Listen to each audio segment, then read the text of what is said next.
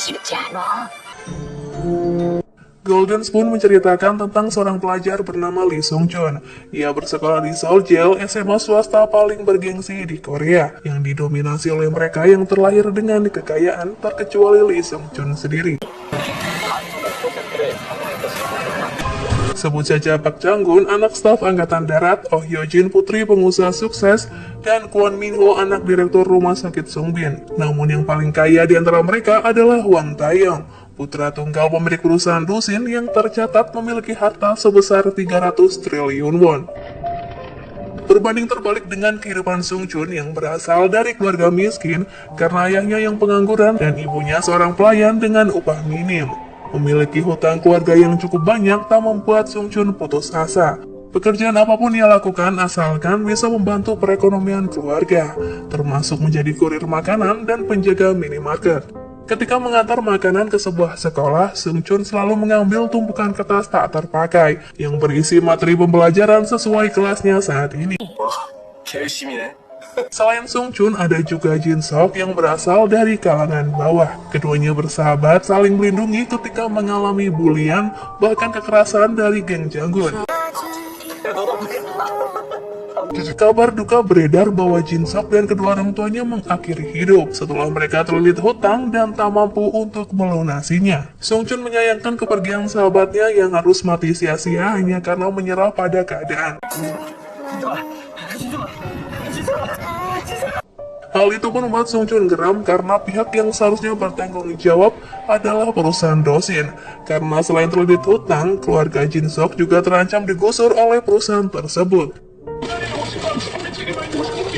Pemilik perusahaan yang bernama Tuan Hwang yang juga ayah dari Taeyong datang ke acara pemakaman. Namun kehadirannya ia sampaikan bukan sebagai pihak menanggung jawab, melainkan sebagai seorang ayah yang prihatin dengan kematian teman sekelas Taeyong. Sebagai bentuk kepedulian, perusahaan Dusin membiayai pemakaman agar Jin Sok dan keluarganya pergi dengan damai. Dari kejauhan Tuan Hwang melihat Sung Chun menahan emosinya ketika Jang-gun menamparnya berkali-kali dan menghina Jin Sok yang sudah meninggal. Merasa memiliki uang untuk membayar kompensasi, geng pengganggu memang sering memukul Sung Chun karena masalah sepele. Melihat Jang-gun yang sedang menghajar Sung Chun, Taeyong tiba-tiba menghampiri mereka untuk menghentikan perbuatan semena-mena itu. Apalagi Sung Chun juga sedang berduka atas kematian sahabatnya. Setelah memastikan keadaan Sung Chun baik-baik saja, Taeyong menemui ayahnya yang sudah menunggunya di dalam mobil. Sementara Sung Chun yang miskin memungut uang 50.000 won dengan pipinya yang memerah. Tuan Hwang memberi nasihat jika di masa depan Taeyong akan menjadi penerus grup Dosin, sehingga ia harus memilih teman yang benar-benar berguna untuk berbagi waktu. Kembali ke minimarket, seorang gadis cantik bernama Na Ju-hee baru saja diterima bekerja di tempat yang sama dengan Sung Chun. Sung Chun mengajarinya menggunakan mesin kasir dan menata barang-barang yang akan dijual. Ia menyarankan Ju-hee agar tak terpancing dengan perlakuan konsumen yang tak sopan saat berkunjung. Membawa koper yang besar, Sung Chun curiga jika Ju-hee bekerja setelah ia kabur dari rumahnya. 주문, 너 무슨 생각 그렇게 해? Ibu Sung Chun yang sedang bekerja mendengar berita tentang kematian keluarga Jin Sok karena terancam digusur oleh perusahaan Dosin. Ia mendapat telepon dari anak perempuannya yang memberi kabar jika beberapa pria datang untuk menagih tunggakan uang sewa rumah. 잠깐 들어올 때까지나 여기서 한 발짝도 못 나가. 알겠어? Ayah Sung Chun yang bernama Lee Chol hanya bisa bersembunyi karena takut. Sebelumnya ia pernah berjanji akan membayar uang sewa 2 kali lipat jika diberikan waktu lebih. Pekerjaannya sebagai komikus yang sudah tak sepopuler dulu membuatnya tak memiliki penghasilan tetap. Sung Chun yang baru pulang bekerja memberitahu keberadaan ayahnya kepada penagih hutang agar ayahnya bertanggung jawab menyelesaikan masalah ini. Dalam sebuah kotak tabungan, Sung Chun meletakkan uang hasil kompensasi Jang-gun karena sudah menamparnya. Adik Sung Chun kesal karena walaupun Sung Chun membenci ayahnya, tapi seharusnya ia tak berkata jujur kepada penagih hutang. 너 아무리 아빠가 미워도 그렇지 어떻게 그럴 수가 있어? Melihat banyaknya uang Sung Chun, Seona memintanya menggunakan uang tersebut untuk membayar uang sewa rumah. Seung Chun menyuruh adiknya keluar dari kamar sembari berkata ia akan mencari cara membayar uang sewa, termasuk hutang keluarganya sebesar 400 juta won, karena ayah Sung Chun menjadi penjamin usaha pamannya yang bangkrut. Di malam itu, Lee Chol membuat webtoon meskipun ia tak tahu adakah seseorang yang membantu menerbitkan hasil karyanya menjadi sebuah serial. Di lain tempat, Taeyong justru mengagumi webtoon Lee Chol yang membuatnya sangat terhibur. Di saat ia sebenarnya harus mempelajari laporan perusahaan dari ayahnya. Tangannya gemetaran hingga semuanya kambuh saat tiba-tiba Tuan Huang datang untuk memeriksa sejauh mana Taeyong mempelajari urusan bisnis. Ayahnya kecewa karena Taeyong tak memanfaatkan setiap kesempatan untuk menunjukkan kemampuan diri. 항상 기회가 주어지는 건 아닐 테니까. Beberapa hari berlalu, Sung Chun yang sudah sering mengerjakan tugas Janggun diminta menyerahkan tugasnya ke rumah Taeyong. Karena di sana ibu tiri Taeyong yang bernama Seo Yong Sin sedang menunjukkan kebolehannya memainkan piano. Di tengah perjalanan, langkah Sung Chun terhenti karena ia melihat bola kristal yang menggelinding ke arahnya. Ternyata tak jauh dari tempat itu, seorang nenek menjual barang-barang yang diklaim antik dan langka. 가만히 있자. Namun yang cukup menarik perhatian Sung Chun adalah sebuah sendok yang terbuat dari bahan keemasan yang nenek tawarkan seharga 30.000 won. 이건 당연히 순금이겠네요. Nenek menceritakan keajaiban sendok tersebut yang mana bisa membuat seseorang kaya raya. Menganggap semua itu lelucon, nenek tua mengatakan Sung Chun bisa mengubah hidup jika ia bersedia menukar kedua orang tuanya. Ia harus pergi ke rumah anak seusianya dan makan 3 kali menggunakan sendok tersebut. Maka seketika hidup Sung Chun akan tertukar dengan si pemilik rumah. Dan orang tuanya juga akan menjadi orang tua Sung Chun. Walau tak percaya dengan semua cerita nenek itu, Sung Chun tetap membeli sendok emas. 믿나 보네. 그게 그냥 금수저가 아니야. Singkat cerita, Sung Chun tiba di rumah Taeyong. Ia kagum dengan kemegahan rumahnya yang sangat luas hingga banyaknya pelayan di berbagai sudut. Bahkan Sung Chun harus membukukan badan berkali-kali kepada pelayan setiap kali berpapasan. Yong Sin menyambut Sung Chun walau saat itu ia ragu Taeyong memiliki teman dari kalangan bawah. 심부름 시킨 게 있거든요. 처음 보는 친구인데? Janggun meminta Sung Chun pulang setelah ia mendapatkan upah dari hasil mengerjakan tugas. Namun Taeyong yang ramah mengajaknya bergabung dalam jamuan makan siang. 이승찬, 기왕 왔으니까 밥 먹고. Teman-teman Sung Chun meremehkan Lee Chol yang saat ini bermimpi menjadi komikus terkenal dengan mengerjakan webtoon. Mereka bahkan menyebut ayah Sung Chun adalah pria yang tak bertanggung jawab. 웹툰? 나 웹툰 좋아. Namun Taeyong justru mengatakan jika ia sangat menyukai webtoon. Kesempatan makan siang itu Sung Chun gunakan dengan menggunakan sendok emas. Secara lahap Sung Chun menikmati hidangan yang begitu lezat baginya. 자, 먹자. Saat makanannya hampir habis, terlihat cahaya yang dikeluarkan dari sendok tersebut. Anehnya di tempat berbeda, si nenek bisa melihat apa yang sedang terjadi pada Sung Chun lewat bola kristalnya. 이 녀석 좀 봐라. Apakah sendok tersebut benar-benar ajaib masih menjadi pertanyaan besar dalam benak Sung Chun. Tapi yang jelas saat itu, ia belum mengalami perubahan apapun. Hingga di waktu petang ia pulang ke rumah mendapati semua lampu padam dengan suasana sepi senyap. Betapa terkejutnya Sung Chun melihat ayah, ibu, dan saudara tirinya terbujur kaku terbaring dalam satu ruangan. Beruntungnya semua itu ternyata hanyalah mimpi buruk Sung Chun. Sembari menatap foto kebersamaannya dengan sang ibu, Sung Chun memikirkan tentang ucapan nenek penjual sendok. Ia lalu menggambar denah menuju tempat nenek berjualan berharap menemukan petunjuk baru. Karena ia telah melakukan semua instruksi yang nenek katakan, yang dipercaya bisa menukar kehidupan seseorang selama 1 bulan, 1 tahun, bahkan 10 tahun lamanya. 믿나 보네. 그게 그냥 금수저가 아니야. Keesokan harinya di sekolah, Sung Chun mulai mencari informasi tentang grup Dosin yang menggeluti banyak bisnis antara lain konstruksi, bio, dan elektronik. Untuk pertama kalinya, Sung Chun melihat foto ayah Taeyong yang bernama Huang Hyando di internet. Tak jauh dari tempatnya duduk, terlihat Taeyong yang sangat frustasi mempelajari cara pengembangan perusahaan dan investasi. Sung Chun menghampirinya dan membantu Taeyong menuliskan laporan kepada ayahnya.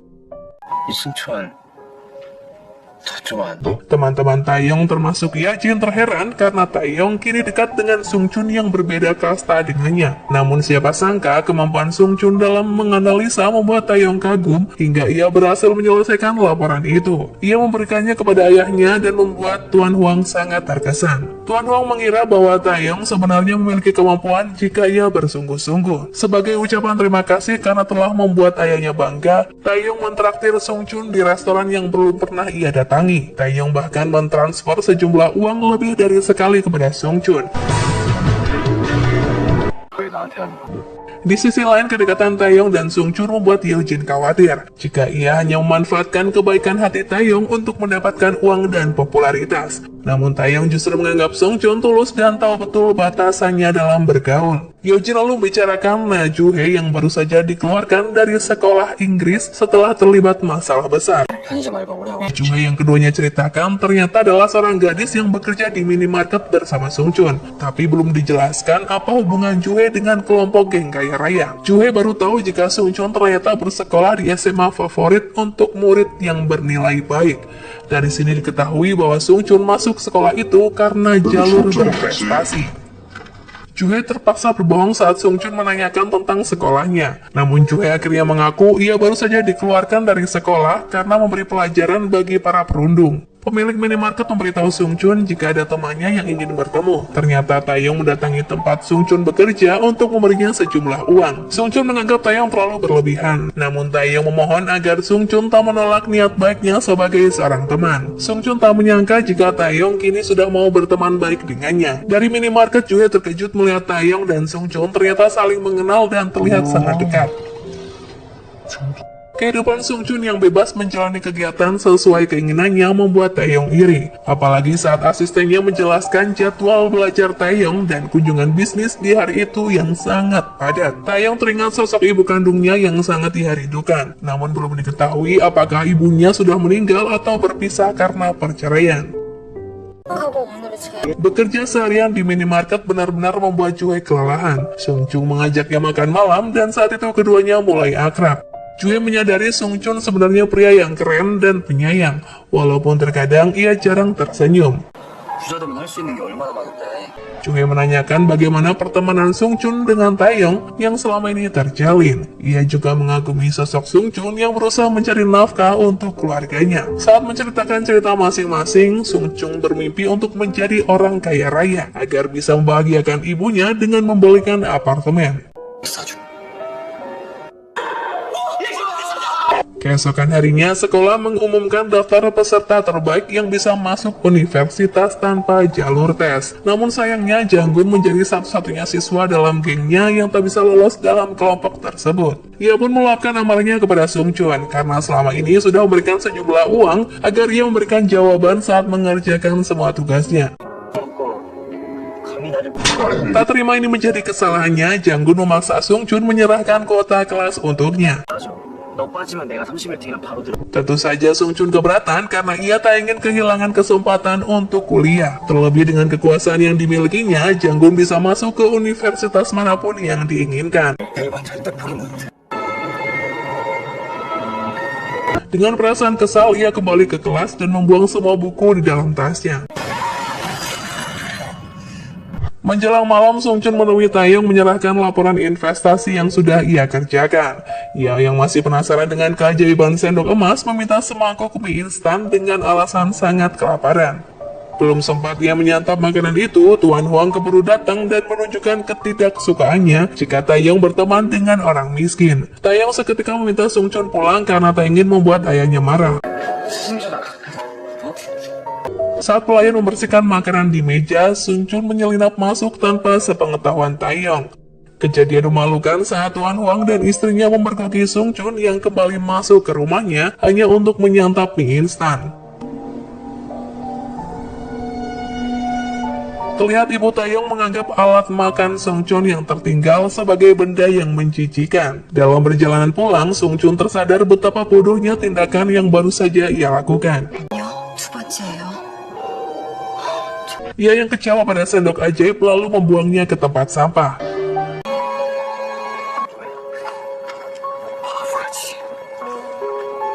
Di malam itu juga, Jang-gun memberitahu Tuan Huang jika selama ini Sung Chun yang membantu Taeyong menyelesaikan laporan perusahaan. Hal itu pun membuat Tuan Huang marah dan memanggil Taeyong ke ruangan kerjanya. Ia berencana mengirim Taeyong ke luar negeri sebagai hukuman karena telah berbohong. 머리 좋을까?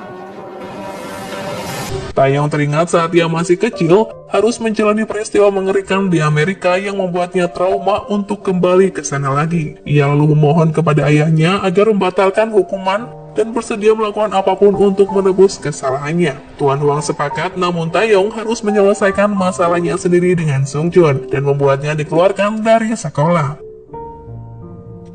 Karena di bawah tekanan ayahnya, Taeyong ditemani ibunya mendatangi sekolah untuk melaporkan perbuatan Sung Chun yang selama ini melakukan pemerasan dengan bukti palsu. 승천아, 아니야, 엄마. Sung Chun terancam dikeluarkan dari sekolah, padahal ia sudah mengatakan dengan jujur bahwa Taeyong yang memberi uang kepadanya secara sukarela karena merasa terbantu. Tak sepatah kata pun terucap dari Taeyong untuk membela Sung Chun. Ia bahkan mengatakan hal yang memojokkan Sung Chun, seolah benar dia adalah korban pemerasan. 말도 안 돼요. 가급적 언제? 야, 너 왜 거짓말해? 나한테 갑자기 왜? Kedua orang tua Sung Chun yang hadir hanya bisa berlutut di kaki Taeyong agar mengabaikan kesalahan Sung Chun sekali ini saja. Sung Chun yang sadar ia dijebak pun tak bisa berbuat banyak karena sekuat apapun ia membela diri, tak bisa mengubah keadaan. 제발 부탁드립니다. 우리 한 번만 살려주십시오. Pihak yang paling diuntungkan tentu saja Jang-gun, karena begitu Sung Chun dikeluarkan, posisinya di kelas elang akan digantikan olehnya. 시간 문제다. 그러게 이 회장님께서 이렇게 빨리 움직이. Sementara itu, di waktu yang hampir bersamaan, Najue kini resmi masuk ke sekolah Seoljil. Ia ternyata putri dari seorang pengusaha stasiun TV terkenal. Satu kelas dengan Yeojin, keduanya tampak akrab karena sebelum ke Inggris, Yeojin sudah mengenal Jue saat masih SMP. Jue yang ingin mencari di mana kelas Sung Chun harus menyaksikan teman-temannya merekam peristiwa saat Lee Chol berlutut memohon kepada Taeyong. Jue merasa adanya kejanggalan di balik kasus ini, karena ia percaya Sung Chun adalah pria yang baik. Di bawah derasnya hujan, Sung Chun meminta Taeyong menemuinya di dekat danau. Ia menanyakan alasan apakah yang membuat Taeyong memberikan kesaksian yang berbeda, padahal sebelumnya Taeyong sendiri menganggap Sung Chun sebagai seorang teman. 니네 아빠 찾아간다니까 겁난다. 네가 그랬잖아. 우리 진짜 친구라고. 야. Karena tersulut emosi, Taeyong akhirnya mengakui jika ia terpaksa harus berbohong karena suatu hal. Tak diduga Sung Chun merekam pembicaraan itu dan berniat membawanya sebagai bukti pada persidangan komite sekolah. Ia bahkan mengancam akan membocorkan rekaman kepada publik agar semua orang tahu betapa liciknya keluarga Tuan Huang yang memfitnahnya agar Jang-gun mendapatkan posisinya di sekolah. 네가 거짓말한 거. 이거 학폭이 될 거야. Terjadi perkelahian singkat saat Taeyong merebut handphone milik Sung Chun, hingga akhirnya Sung Chun terpeleset dan jatuh ke dalam danau. Mengetahui Sung Chun dalam bahaya dan ia gagal menyelamatkannya, Taeyong mencari jejak Sung Chun ke dalam air. Ia pun segera menelpon bantuan polisi. Namun setelah telepon terhubung, Taeyong baru ingat jika hal itu justru akan membuat bumerang untuk dirinya sendiri. Taeyong memilih meninggalkan Sung Chun yang semakin lama semakin tenggelam ke dasar air. Sung Chun pun pasrah jika ia harus mati saat ini juga, ketimbang terus kesusahan sebagai orang miskin seumur hidup. Saat kesadarannya hampir hilang, Sung Chun teringat sendok emas jika sebenarnya ia masih memiliki satu kesempatan lagi dan tak boleh menyerah pada takdirnya. Setelah selamat dari ambang kematian, Sung Chun mencari sendok yang sebelumnya ia buang ke tempat sampah. Ia pun lega karena sendoknya bisa ditemukan. Di malam itu juga dengan pakaian basah kuyup, ia mendatangi kediaman Tuan Huang untuk meminta makanan sebagai permohonan terakhirnya. Ia berjanji tak akan muncul lagi di hadapan Taeyong. Nantikan video selanjutnya ya guys. Buat kalian yang suka, jangan lupa untuk di like, komen, dan subscribe.